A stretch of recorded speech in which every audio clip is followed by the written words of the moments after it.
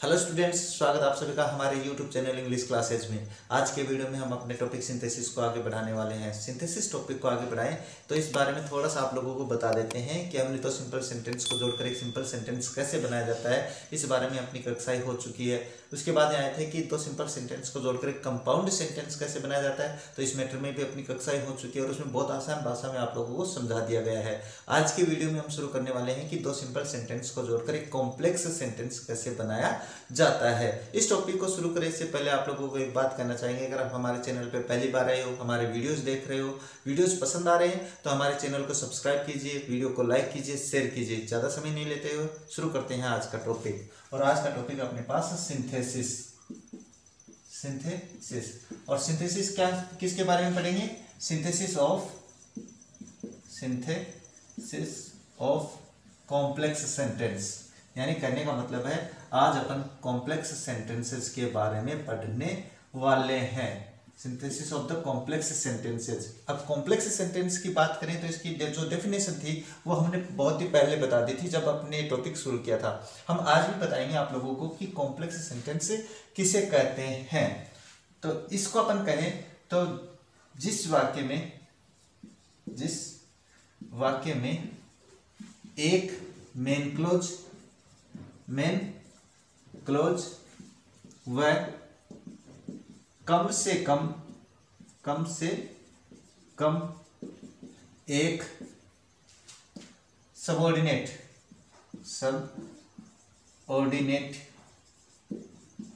Close हो उसे complex sentence कहते हैं। उसे क्या कहते हैं? कॉम्प्लेक्स सेंटेंस कहते हैं।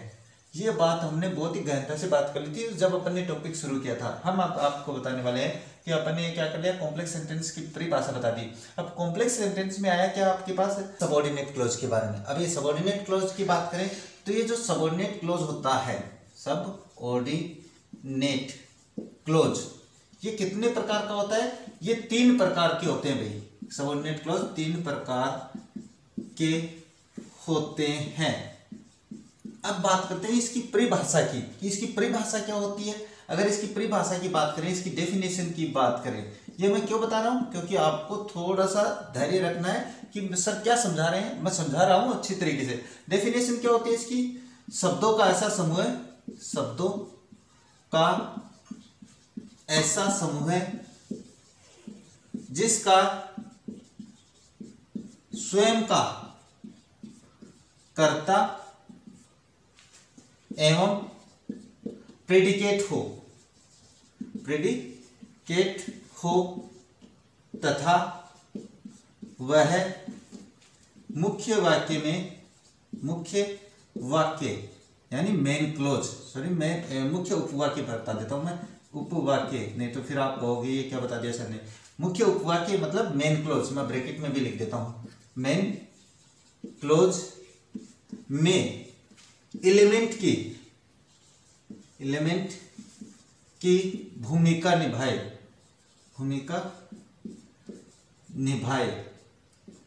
अब आप कहोगे सर ये तो बहुत ही गहराई से बता रहे हो, क्या बता रहे हो? अभी थोड़ा धैर्य रखो, देखो मैं समझाता हूं। नॉन मेन क्लॉज में क्या हो? वो एलिमेंट की भूमिका निभाए, वही सबऑर्डिनेट कहलाता है, वही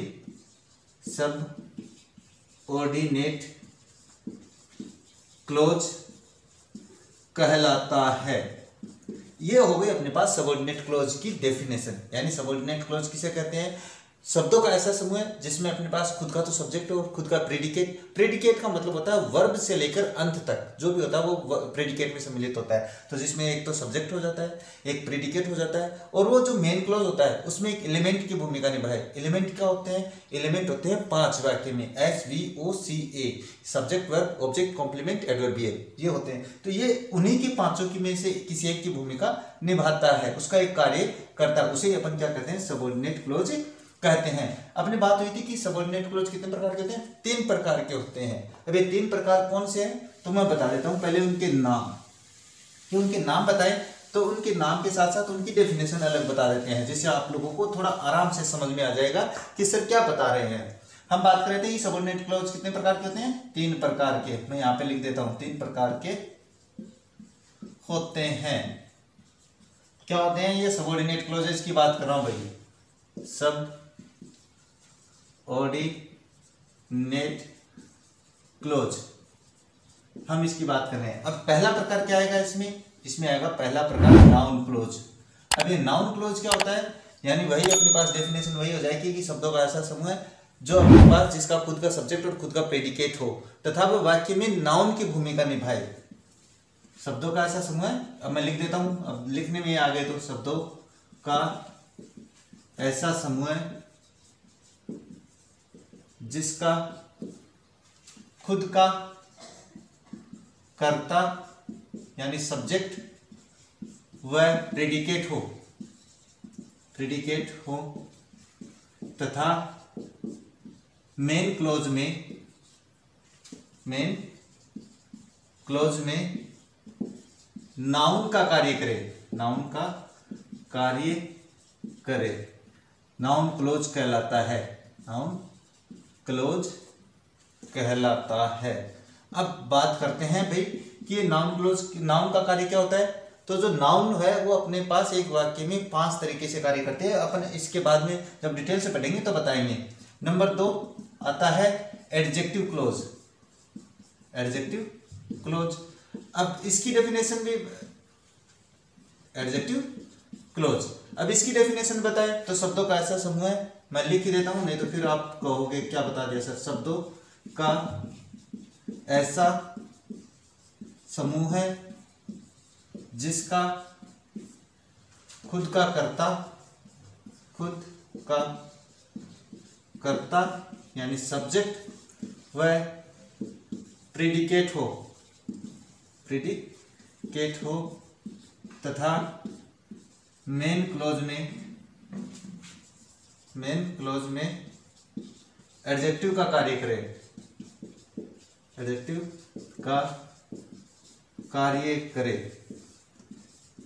एडजेक्टिव क्लोज कहलाता है।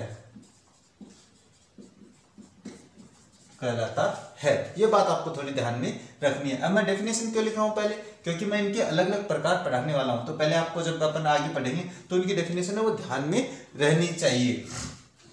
चलो आगे बात करते हैं इसके कि एक और बच गया ना अपने पास क्लोज, एक कौन सा बच गया, एडवर्ब क्लोज। तो उसकी और बात कर लेते हैं। उसके बारे में डेफिनेशन समझ गए होंगे कि उसकी क्या लिखने वाला हूं मैं। तो उसकी जो डेफिनेशन होती है वो मैं एक बार यहाँ पे लिख देता हूँ, एडवर्ब क्लोज।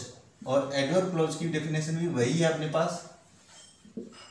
एडवर्ब क्लोज शब्दों का ऐसा समूह है, शब्दों का ऐसा समूह है जिसका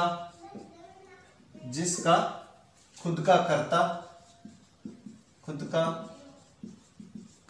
तथा प्रेडिकेट हो और वाक्य में और तथा, यहां पे तथा लिख देता हूं, तथा मेन क्लोज में एडवर्ब का कार्य करे, एडवर्ब क्लोज कहलाता है। बस ये हो गया अपने पास डेफिनेशन। ये डेफिनेशन इसलिए बताएं ताकि थोड़ा सा आपको ध्यान में रहे कि कौन सा क्लोज क्या होता है। तो ये इसीलिए बताया जाता है। अब ऐसे अपन आगे बढ़ेंगे तो सबसे पहले क्या होगा कि अपने पास 2 सिंपल सेंटेंस जोड़कर एक कॉम्प्लेक्स सेंटेंस बनाएंगे। तो सबसे पहले जो नाउन क्लोज है उसका प्रयोग करते हुए अपन पढ़ने वाले हैं। अब ये डेफिनेशन आपको समझ में आ गई होगी। अब अपन शुरू करने वाले हैं अपने उस टॉपिक को जो अपना मेन टॉपिक है, यानी दो वाक्यों को जोड़कर एक कॉम्प्लेक्स सेंटेंस कैसे बनाया जाता है। तो सबसे पहले अपन बात करेंगे नाउन क्लोज की, कि नाउन क्लोज का प्रयोग कर कॉम्प्लेक्स सेंटेंस बनाना। अब आप लोगों ने थोड़ा सा धैर्य रखना, क्योंकि अगर आप लोगों ने स्किप करते हुए देखा है तो फिर यहाँ पे आते आते आपको समझ में नहीं आने वाला है कि मैं क्या समझाने की कोशिश कर रहा हूँ, मैंने डेफिनेशन क्यों लिखी है, वो व्यर्थ हो जाएगा। तो आपको वीडियो कंप्लीट देखना है। अब मैं नाउन क्लोज की बात कर लेता हूँ। तो सबसे पहले आपको पता होना चाहिए कि संज्ञा किसे कहते हैं, क्योंकि नाउन क्लोज को समझने से पहले संज्ञा की परिभाषा। तो संज्ञा तो आप लोगों सभी जानते हो कि किसी व्यक्ति, वस्तु, स्थान, भाव आदि के नाम को अपन क्या कहते हैं, संज्ञा कहते हैं। तो बस वही अपने पास यहाँ पे नाउन क्लोज का हो जाएगा। तो नाउन के अपने पास कार्य क्या होते हैं, तो नाउन क्लोज के कार्य, एक वाक्य में जो जो कार्य होते हैं, जो नाउन के कार्य होते हैं वही नाउन क्लोज के कार्य होते हैं। अब एक नाउन जो होती है, एक नाउन यानी एक संज्ञा एक वाक्य में क्या काम करती है वो मैं बताता हूं। ये बात आपको थोड़ी टफ लगेगी लेकिन आपको समझना है क्योंकि एग्जाम्पल इसी तरीके से आते हैं। तो सबसे पहले वो कार्य करती है सब्जेक्ट का। एक जो नाउन होती है वो क्या कार्य करती है, सब्जेक्ट का कार्य करती है। नंबर 2 पे वो ऑब्जेक्ट का कार्य करती है, यानी एक वाक्य में सब्जेक्ट हो सकती है नाउन, ऑब्जेक्ट हो सकती है नाउन। तीसरी बात करें तो कॉम्प्लीमेंट हो सकती है नाउन। कॉम्प्लीमेंट क्या होता है, ये डेफिनेशन जब अपन इसमें आएंगे ना कॉम्प्लीमेंट का प्रयोग करते हैं तब अपन की नाउन एज कॉम्प्लीमेंट उस समय आपको बता देंगे, क्योंकि अभी तो केवल मैं प्रयोग बता रहा हूं, उसके कार्य बता रहा हूं, सब्जेक्ट ऑब्जेक्ट कॉम्प्लीमेंट। और noun in opposition, noun in opposition ये आप लोगों ने पढ़े हैं। अगर आप लोगों ने हमारे पीछे का वीडियो देखा है सिंथेसिस वाला तो उसमें आप लोगों ने देख लिया होगा, सिंपल सेंटेंस में मैंने वहां पे भी बताए हैं आप लोगों को। तो नंबर 5 आ जाएगा अपने पास से ऑब्जेक्ट टू प्रीपोजिशन। ये अपने पास 5 कार्य होते हैं एक वाक्य में नाउन के, यानी एक जो नाउन होती है यानी एक नाउन क्लोज या नाउन सब्जेक्ट का कार्य कर सकती है, ऑब्जेक्ट का कार्य कर सकती है, कॉम्प्लीमेंट का कार्य कर सकती है, नाउन इन अपोजिशन का कार्य कर सकती है, ऑब्जेक्ट टू प्रीपोजिशन का कार्य कर सकती है। ये सारी बातें आपको ध्यान में रखनी है। अब इन्हीं को प्रयोग करते हैं कि नाउन क्लोज को अपन सब्जेक्ट बनाएंगे, 2 सिंपल सेंटेंस को जोड़ेंगे और एक कॉम्प्लेक्स सेंटेंस बनाएंगे। जब इसमें आएंगे तो इसका मैटर अपन आगे सॉल्यूशन करने वाले हैं। अगर अपन ऐसे ही पढ़ते रहे तो लंबी क्लास हो जाएगी। पहले मैं शुरू कर देता हूं अपनी जो क्लास है, जो मेन टॉपिक है अपने की 2 सिंपल सेंटेंस को जोड़कर उसमें नाउन क्लोज का प्रयोग करते हुए उसको कॉम्प्लेक्स सेंटेंस कैसे बनाने वाले हैं। तो सबसे पहले अपन नाउन क्लोज एज सब्जेक्ट पढ़ने वाले हैं।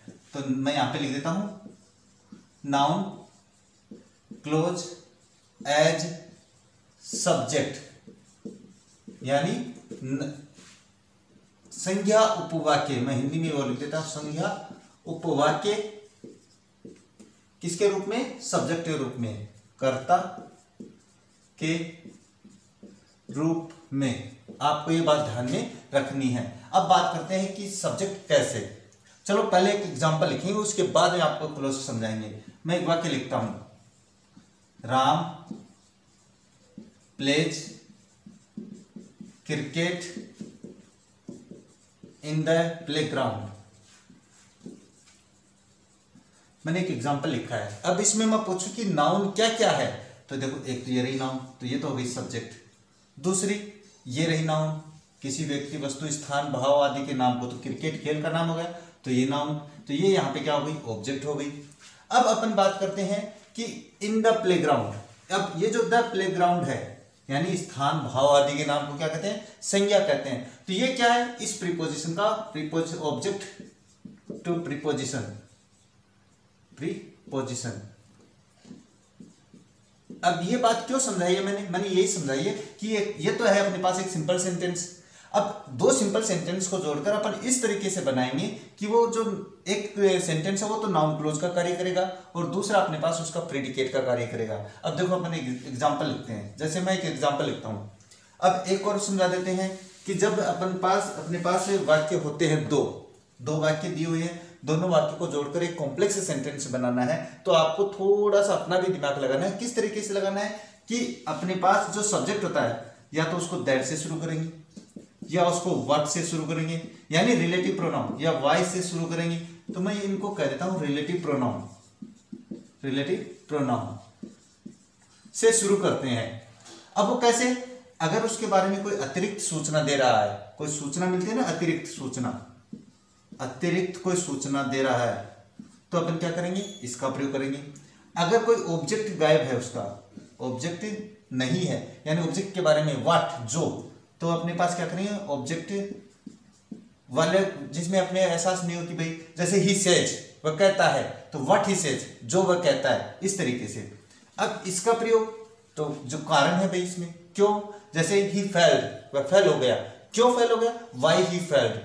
तो अपने पास इस तरीके से आपको इनका ध्यान रखना है आप लोगों को कि कौन से का प्रयोग करते हुए अपन उसको नाउन क्लोज का सब्जेक्ट बनाने वाले हैं, यानी इनमें से किसी एक का प्रयोग करते हुए। रिलेटिव प्रोनाउन यही नहीं है, अपने पास और भी हैं, बस ये तो मैं एक एग्जांपल बताऊं कि आपको मोस्टली यही मिलते हैं, तो मैंने इनका नाम लिख दिया यहाँ पे।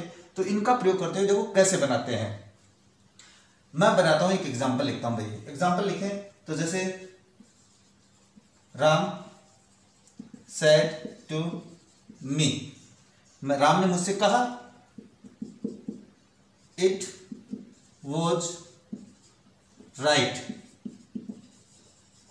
अब मैंने दो सिंपल सेंटेंस लिखे, राम सेड टू मी और यहां पे full stop, it was right. अब राम ने कहा है भाई मुझसे, तो कुछ तो कहा होगा ना, कुछ कहा है कि नहीं कहा, कहा है उसने मुझसे। मुझसे क्या कहा है, तो व्हाट, जो उसने कहा है, तो यानी व्हाट का आंसर आ रहा है, यानी जो क्या कहा है। तो इसने मुझसे तो कह दिया, लेकिन मुझसे भी तो कुछ कहा होगा, तो इसका मतलब व्हाट का आंसर आ रहा है। तो अपन क्या करेंगे, व्हाट से शुरू करेंगे इस वाक्य को, इस वाक्य को व्हाट से शुरू करेंगे, तो व्हाट, और ये वाक्य ऐसा कैसा, राम सेड टू मी। अब आगे वाले वाक्य का कर्ता छोड़ देंगे, क्योंकि अपन को तो वर्ब लेनी है, वर्ब और प्रेडिकेट लेना है, तो मैंने ये बना दिया प्रेडिकेट वॉज राइट। अब ये देखो, what Ram said to me was right. अब इस वाक्य को मैं समझाऊं कि इस वाक्य में आपके पास सब्जेक्ट क्या है, तो इस वाक्य में ये सब्जेक्ट इतना है भाई, ये सब्जेक्ट है। ये एक सब्जेक्ट क्यों है, ये जो वाज आया ना, ये वाज इसके लिए आया है। क्यों आया, जैसे जो राम ने कहा मुझसे, जो राम ने मुझसे कहा वह सच था, तो यहाँ पे ये तो हो गया उसका प्रेडिकेट, ये हो गया सब्जेक्ट। अब कहेंगे ये नाउन क्लोज क्यों है, तो क्योंकि ये सब्जेक्ट का कार्य कर रहा है। अब बात करेंगे ये क्लोज है कि नहीं है, तो क्लोज है भाई। ये देखो, शब्दों का ऐसा समूह है जिसका खुद का सब्जेक्ट, तो ये रहा सब्जेक्ट, खुद की वर्ब या प्रेडिकेट, तो इसका ये प्रेडिकेट ही लिख देता हूं, वर्ब नहीं लिख के मैं, ये रहा यहां तक का प्रेडिकेट। और वह वाक्य में मेन क्लोज में, ये रहा मेन क्लोज, उसमें अपने पास से कोई एलिमेंट का कार्य करे, तो यहाँ पे ये सब्जेक्ट एलिमेंट का काम कर रहा है।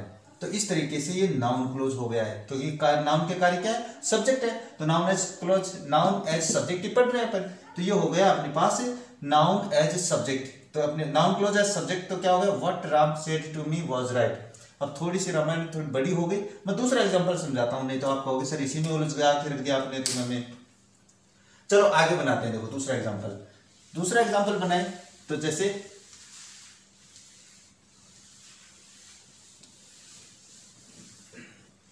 दूसरा एग्जांपल लिखते हैं भैया अपने पास। दूसरा एग्जांपल लिखे तो he will return in timely, मैं ये लिख देता हूं टाइमली, इट इज सर्टेन। ये होगा अपने पास, कहने का मतलब है कि ही विल रिटर्न टाइमली और इट इज सर्टेन। अब इस वाक्य में अपने पास व्हाट का आंसर आ ही नहीं रहा है, इसमें व्हाट का आंसर कहां पे आ रहा है, नहीं आ रहा है कि ही विल रिटर्न टाइमली, वह आ जाएगा समय पर, तो कोई दिक्कत नहीं है। इसकी तो अतिरिक्त जानकारी दे रहा है, और अतिरिक्त जानकारी दे रहा है तो हम इसको किससे शुरू करेंगे, तो मैंने बता दिया दैट से शुरू करेंगे। अतिरिक्त जानकारी वाले को अपन दैट से शुरू करते हैं, तो क्या हो जाएगा दैट, और ये वाक्य complete, he will return timely, और वाक्य होगा कंप्लीट। यहां से अपन इस सब्जेक्ट को हटा देते हैं और सर्टेन, ये हो जाता है आपके पास एक एग्जांपल कि that he will return timely. तो ये रहा अपने पास एक, जो में अपने पास क्या होता है नाउन क्लोज, और ये रही इसका प्रेडिकेट, ये हो गया वर्ब, और ये अपने पास हो गया कॉम्प्लीमेंट। अब बात करते हैं इसका, तो ये हो गया अपने पास सब्जेक्ट। अब ये सब्जेक्ट का कार्य कैसे कर रहा है, तो that he will return timely, कि वह, ये मैंने कहा ना अतिरिक्त, कि वह समय पर आ जाएगा, वापस आ जाएगा, ये निश्चित है। तो निश्चित क्या है, ये निश्चित है अपने पास, तो ये निश्चित है, तो इसका मतलब ये सब्जेक्ट है। अब मैं एग्जांपल दूसरा बनाता हूं, राम विल कम सर्टेनली।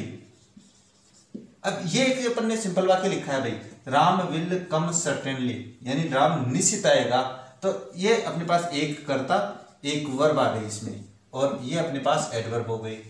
अब यहां पे मैंने क्या किया, इस सर्टेन को मैंने क्या कर दिया, एक वो वाक्य बना दिया यहाँ पे, इट इज सर्टेन, ये निश्चित है, वो भी है, ये सर्टेनली है, निश्चित ही है, लेकिन इसमें अपने पास ये सिंपल सेंटेंस है और ये अपने पास कॉम्प्लेक्स सेंटेंस है, क्योंकि इसमें एक क्लोज ये रहा, शब्दों का ऐसा समूह जिसका खुद का सब्जेक्ट और खुद का प्रेडिकेट हो तथा वह किसी मुख्य वाक्य का हिस्सा हो। तो ये रहा आपके पास मुख्य वाक्य, इसका ये क्या है, हिस्सा है। हिस्सा भी क्या है, ये अपने पास सब्जेक्ट का कार्य कर रहा है, एलिमेंट का कार्य कर रहा है। इसी कारण से इसको अपन क्या कहेंगे, कॉम्प्लेक्स सेंटेंस कहेंगे। अगर थोड़ा सा अगर आप ऐसे समझोगे कि भाई टफ समझ वाक्य समझ में नहीं आ रहा है, तो बस आपको क्या करना है कि अगर अतिरिक्त जानकारी दे रहा है तो उससे पहले दैट लगा देना है, अगर कोई कारण बता रहा है तो वाई से शुरू कर देना है, और अगर कोई ऑब्जेक्ट गायब है, ऑब्जेक्ट के बारे में, ऑब्जेक्ट भी कौन सा, डायरेक्ट ऑब्जेक्ट यानी जो वस्तु होती है वो गायब है, तो आपको क्या करना है, वहां से व्हाट से शुरू कर देना है। चलो एक एग्जांपल और बनाते हैं। He deceived me,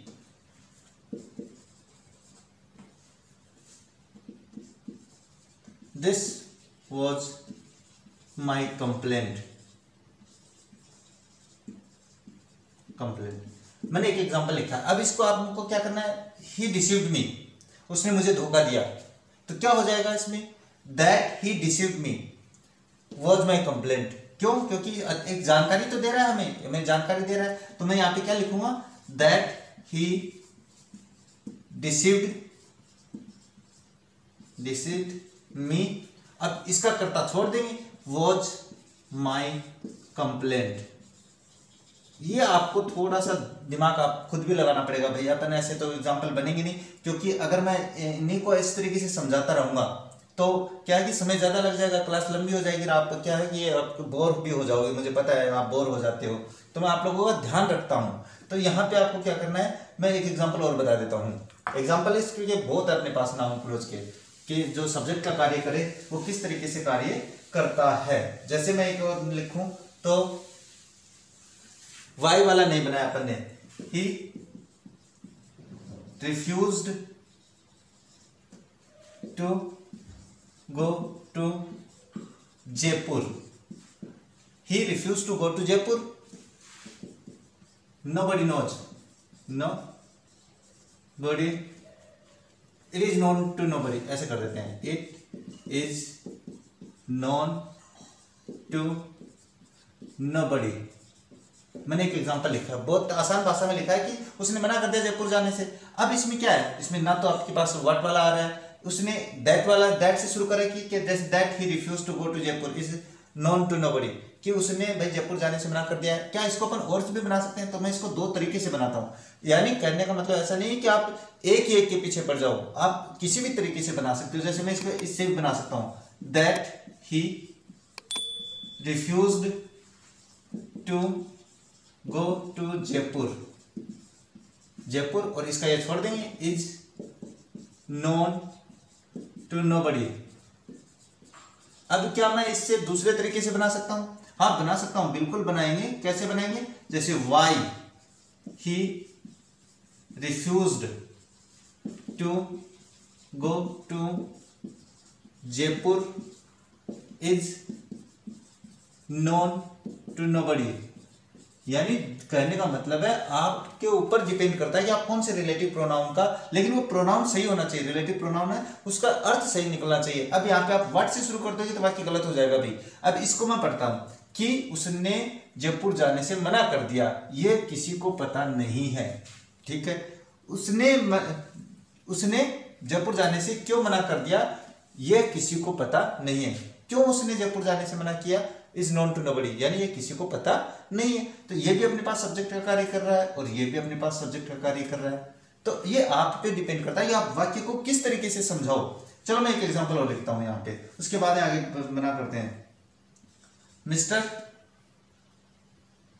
Abhishek is absent, it is surprising. अब इस वाक्य में अपने पास क्या है कि मिस्टर जो अभिषेक है वो अब्सेंट है भाई मिस्टर अभिषेक। इस ये क्या है, अपन को अतिरिक्त जानकारी दे रहा है। अब अतिरिक्त जानकारी दे रहा है तो अपन क्या करेंगे, इसको पहले दैट से शुरू करेंगे। तो that mister Abhishek is absent। अब ये क्या करेंगे, इसको छोड़ देंगे, इज सरप्राइजिंग, सरप्राइजिंग। अब क्या अपन इसको दूसरे से जोड़ सकते हैं? अब देखो व्हाट से कहां से जोड़ेंगे, क्योंकि इसमें व्हाट का तो उत्तर आ ही नहीं रहा है। तो क्या है कि मिस्टर अभिषेक एब्सेंट है, ये सरप्राइजिंग बात है भाई। और ये दूसरा अपने पास वाई से शुरू हो सकता है, क्योंकि कारण भी तो बता सकता है ना, why mister Abhishek is absent is surprising. इसका मतलब होता है क्यों मिस्टर अभिषेक एब्सेंट है, ये आश्चर्यजनक बात है भाई। ये बात है कि उस वो अभिषेक है वो एब्सेंट क्यों है, ये बड़ी आश्चर्यजनक बात होती है। आगे के एग्जांपल की बात तो अपन आगे का एग्जांपल बनाए तो किस तरीके से बनाएंगे, जैसे एक एग्जांपल और लिखते हैं, बहुत ही आसान भाषा में समझाने की कोशिश कर रहे हैं। फिर भी अगर कोई समस्या का सामना होता है तो आप हमें वीडियो में नीचे कमेंट करके बता सकते हैं कि सर हमें ये बात समझ नहीं है, आपकी समस्या का समाधान किया जाएगा। जैसे एक एग्जांपल लिख देता हूं, ही इज ए डॉक्टर। अब आसान भाषा में बना रहे हैं कि वह एक डॉक्टर है। This makes me happy.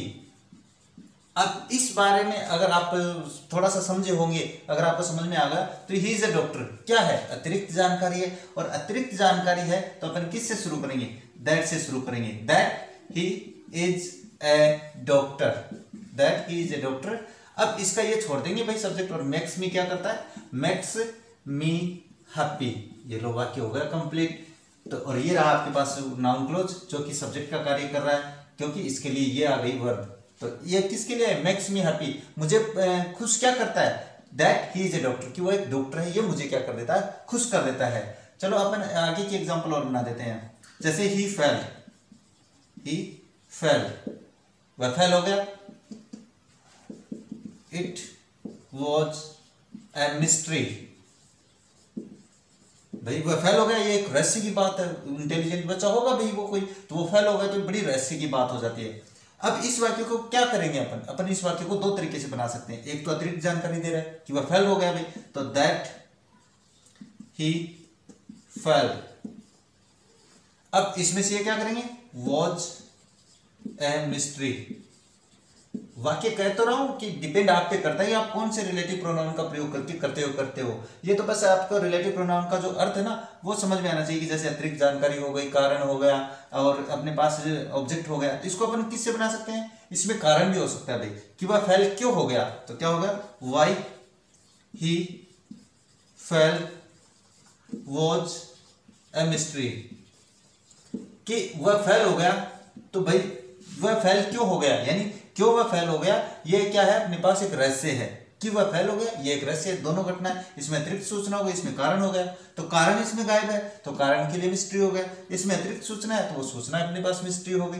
तो डिपेंड आप पे करता है कि आप कौन से रिलेटिव प्रोनाउन का प्रयोग करते हैं वाक्य को कंप्लीट करते हो। अगर इसके बाद में आप और एग्जाम्पल बताए तो चलो एक एग्जाम्पल और बनाने की कोशिश करते हैं। एक और लेते हैं भाई जो मेरा बड़ा फेवरेट होता है, माई वाइफ स्टॉल, मेरी वाइफ ने चोरी की। I know, it is known to me, it is known to me. यानी कहने का मतलब मेरी वाइफ ने चोरी की है भाई। अब पत्नी तो चोरी करती है, अब वैसी वाली चोरी नहीं रहे जैसे आप समझ रहे हो, वैसी चोरी नहीं, ये तो हर कोई करता है भाई। तो अब मैं क्या है कि ये मेरा थोड़ा सा ऐसे अंदर से पति जो है ना, हस्बैंड है, वो जाग जाता है, तो मेरे क्या ये अंदर की भावनाएं निकाल देता हूँ मैं आप लोगों को पढ़ा रहा हूँ तो मेरी भावनाएं निकल जाती है। चलो मैं इसको बनाता हूँ भावनाएं बाद में, नहीं तो भावनाएं अगर मैडम ने देख लिया तो भावनाएं सारी बाहर निकाल देगी यहाँ पे। My wife stole, it is known to me. अब मेरी पत्नी ने क्या चुराया, पैसे चुराए होंगे, और पैसे चुराए मैं यहाँ पे क्या करूंगा, मैं यहाँ पे कर दूंगा व्हाट माई वाइफ स्टॉल। अब इसका ये करता छोड़ देंगे और इज नोन टू मी, यानी जो मेरी पत्नी ने चुराया मैं जानता हूं, हर पति जानता है भाई, हर हस्बैंड जानता है क्या चुराया होगा उसने। और इसी के साथ अपन क्या करते हैं, इस टॉपिक को यहीं पे कंप्लीट करते हैं। क्लास बड़ी लंबी हो जाएगी, मेरे एग्जांपल्स खत्म नहीं होंगे। अगर फिर भी आपको समस्या आती है तो अपने पास आगे टॉपिक आने वाला है एनालिसिस, वहाँ पे जब अपन पढ़ाएंगे तो आपको बिल्कुल आसान भाषा में समझाने की और कोशिश करेंगे। अभी भी मैंने आसान भाषा में समझाया है, फिर भी अगर समस्या का सामना होता है आप नीचे वीडियो में कमेंट करके बताना, हम आपकी समस्या का समाधान करेंगे। बिल्कुल आसान भाषा में समझाएंगे, हम आपको कहीं और जाने देने वाले ही नहीं है। जाने से पहले कहना चाहेंगे कि अगर आप हमारे चैनल पे पहली बार आए हो, हमारे वीडियोस देख रहे हो, पसंद आ रहे हैं तो हमारे चैनल को सब्सक्राइब कीजिए, वीडियो को लाइक कीजिए, शेयर कीजिए। मिलते हैं अगली क्लास में नाउन के जो दूसरे कार्य हैं उनको लेकर। तब तक के लिए देखते रहिए हमारा चैनल। जय हिंद, जय भारत।